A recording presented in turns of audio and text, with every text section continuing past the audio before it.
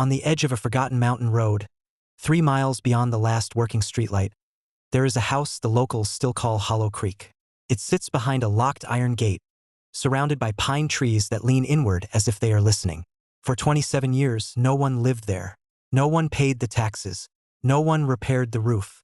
And yet, every October, on the same night, a single upstairs window glowed until dawn. This is the fictional case file of the Hollow Creek disappearance. The story begins on October 14, 1998. At 9:42 p.m., a schoolteacher named Evelyn Hart placed a call to the county sheriff's office. Her voice was calm at first, but the dispatcher noted something strange in the background. A steady ticking sound, like an old clock amplified through a wall. Evelyn said she had received a letter with no return address.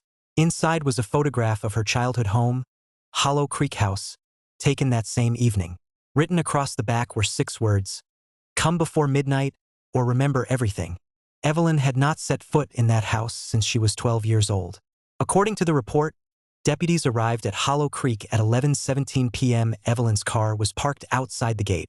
The driver's door was open. Her purse was on the seat. The keys were still in the ignition, but Evelyn was gone. The front door of the house was locked from the inside. When deputies forced entry, they found no footprints in the dust except their own. The furniture was covered in white sheets. The power had been disconnected for decades.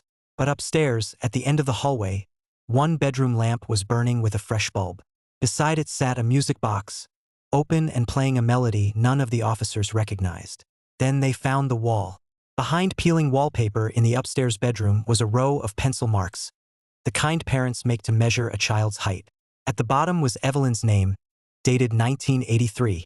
Above it were 5 other names, all dated October 14th, each one exactly 5 years apart. When investigators checked the county archives, they learned that every name belonged to a person who had vanished near Hollow Creek. But the final mark was the one that stopped the room cold. It read, Evelyn Hart, October 14th, 1998. The pencil line was still damp. For weeks, search teams combed the woods, drained the creek, and questioned everyone who had known Evelyn. They found no body, no witness, and no sign of a struggle. The letter was tested for fingerprints. There were none. The photograph was examined. It showed Hollow Creek House from the road, with Evelyn's car already parked outside, even though she claimed she received it before she left home. The case went cold in less than a year. Then, in 2003, a deputy reviewing old evidence noticed something inside the photograph. In the upstairs window, behind the glow of the lamp, stood a small figure. At first, it looked like a child, but when the image was enlarged, the figure appeared to be holding a pencil. No official explanation was ever given.